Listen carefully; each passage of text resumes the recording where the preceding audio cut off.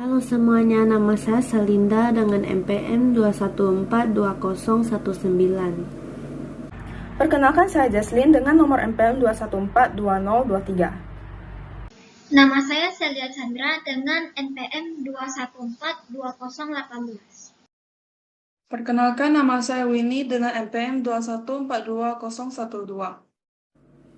Kami dari kelompok 8 kelas 2 KMC. Pada video ini kami akan mempresentasikan hasil analisis yang mengenai statistik deskriptif dari PT Kino Indonesia Tbk dengan perbandingan tahun 2019 sampai dengan tahun 2021. Awalnya saya akan membahas profil perusahaan dari PT Kino Indonesia Tbk.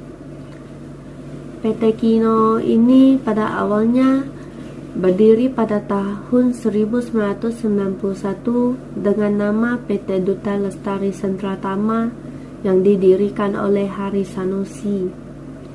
PT ini pada awalnya mendistribusi produk larutan penyegar dengan nama cap kaki 3, sekarang dengan nama cap badak.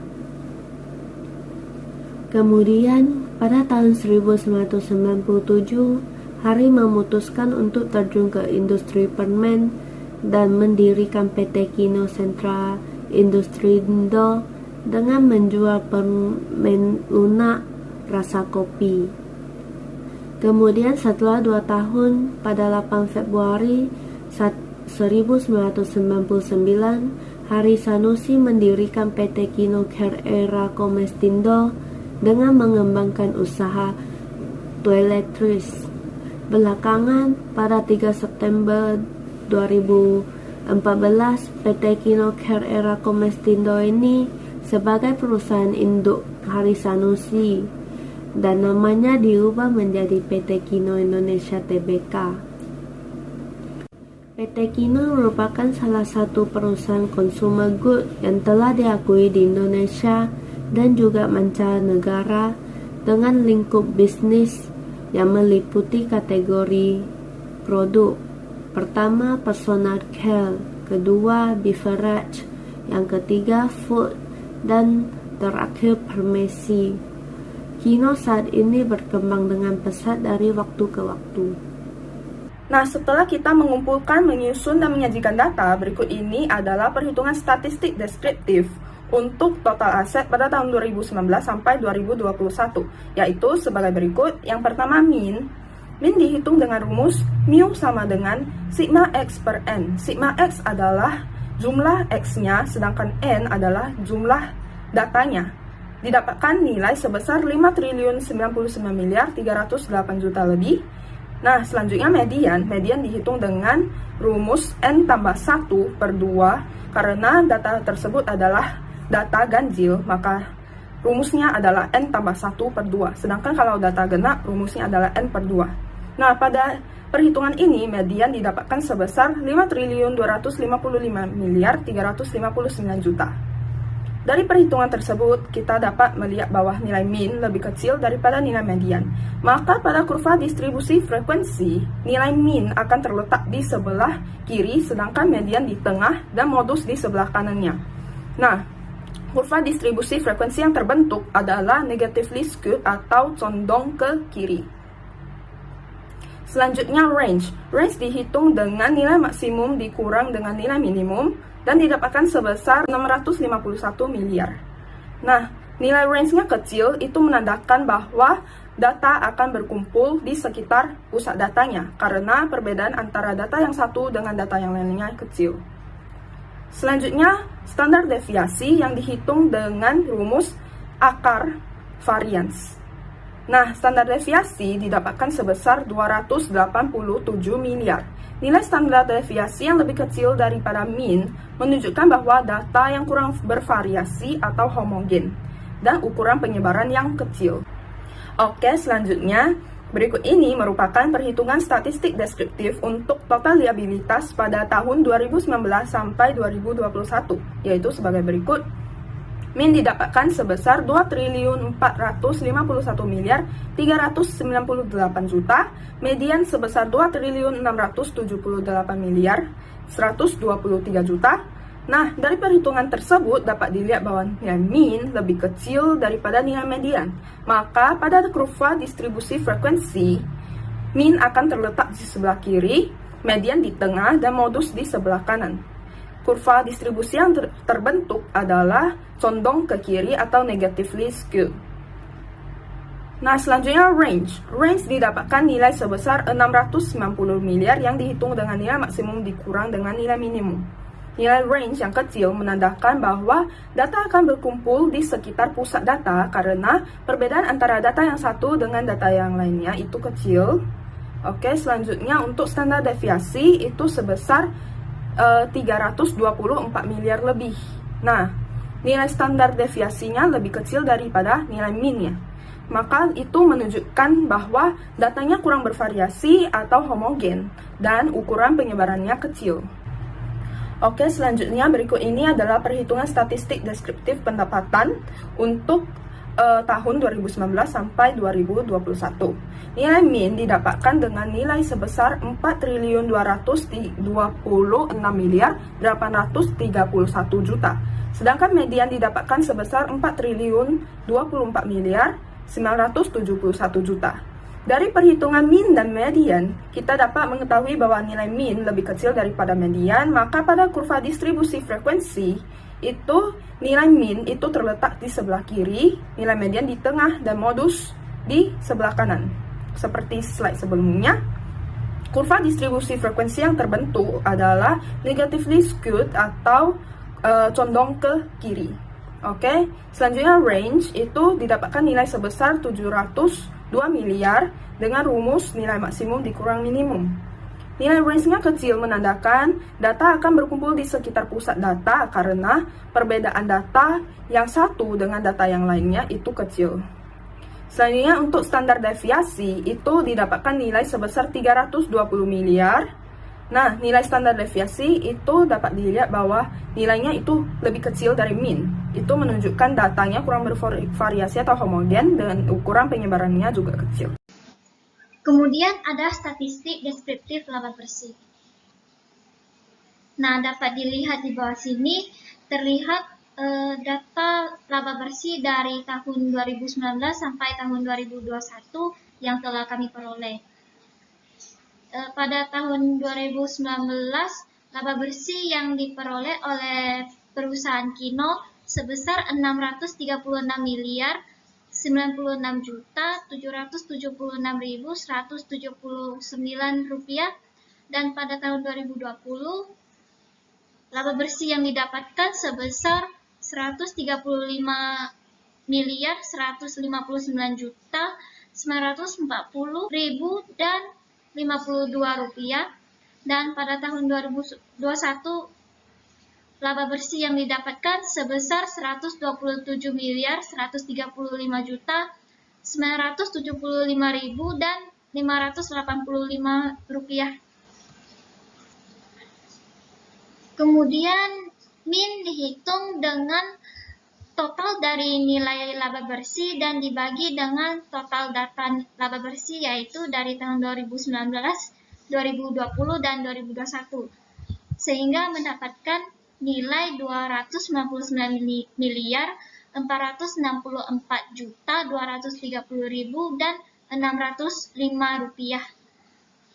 Kemudian median yang dihitung dengan total nilai laba bersih, yaitu dari tahun 2019 sampai tahun 2021, karena dia hasilnya adalah ganjil maka ditambah 1, kemudian dibagi 2, sehingga diperoleh nilai medianya sebesar 135 miliar 159 juta 940.000 dan 52 rupiah.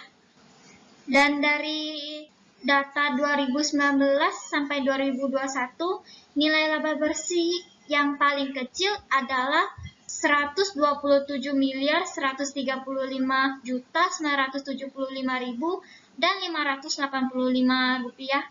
Kemudian untuk data terbesar dari laba bersih yaitu 636 miliar 96 juta 776.000 dan 179 rupiah.